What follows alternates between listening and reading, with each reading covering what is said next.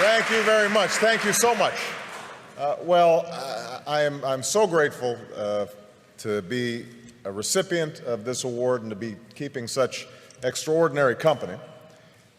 I first of all want to thank all of you who are involved in making this possible, but the main thing that I want to do here is to just say how I'm inspired by the young people who are represented here, because I think that's the purpose ultimately of this foundation. And I want to tell just a brief story because Archbishop Tutu is here, one of my heroes, and let you know where I was when I was about your age.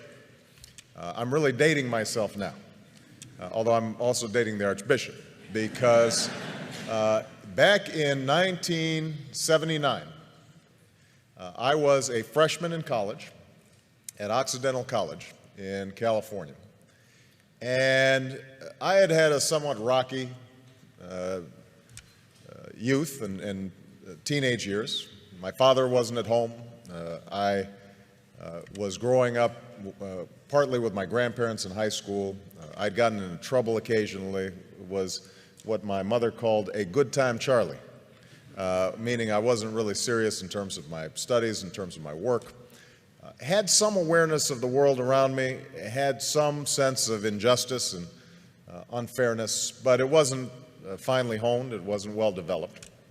And I remember in 1979 arriving as a freshman and doing what freshmen do, trying to figure out what courses are and trying to change your study habits and trying to identify that food in the cafeteria, what it is. And we were visited on campus by a couple of gentlemen from South Africa who were representatives of the ANC in 1979, 1980. And they spoke about their efforts to overcome apartheid. And for about an hour, myself and a group of students listened to these young men who were not much older than we were describe the extraordinary struggles they were going through, the sacrifices that were being made, people who were enduring jail and torture and beatings because they had a sense that somehow, some way, justice would prevail. And that brief meeting, I think, in some ways changed my life, because what it told me, first of all, was that ordinary people can do extraordinary things when they're given an opportunity.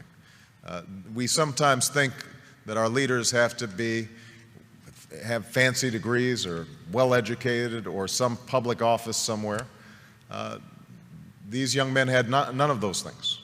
But what they possessed was an anger over injustice that they were able to channel in a constructive, positive way. And I thought to myself that they gave me some sense of the direction that my life might go. And so I became active in the anti-apartheid movement on campuses. And I'm not sure we were particularly effective. As I recall, Occidental College continued to refuse to divest despite the various protests that we organized as students. I transferred to Columbia, and there was similar resistance on Columbia's campus.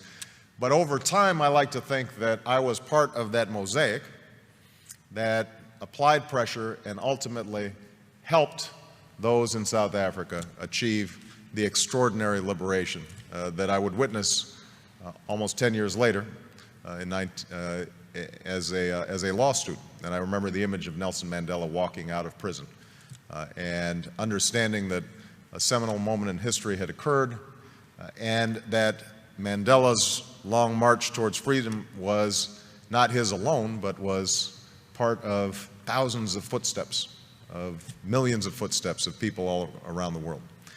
And I trace back me getting involved in politics to that moment, because as a consequence of that organizing on a college campus, I became a community organizer. As a consequence of a community organizer, after going back to law school, became a civil rights attorney. As a consequence of being a civil rights attorney, I entered the state legislature, and I now stand before you as a United States Senator and as a candidate for president. And so the primary message I guess I have in receiving this award is that all of you represent enormous potential and enormous possibility for change, because we all know that injustice still exists. It exists here in the United States, in every poor neighborhood, and every inner city, and every rural community, all across the country. There is quiet desperation. Young people's lives are filled with sadness and desperation and anarchy and chaos. And obviously all around the world, we see those same symptoms of hopelessness made manifest in places like Darfur, in places like the Middle East, in places that too often are forgotten about and not written about until they flare up in tragedy.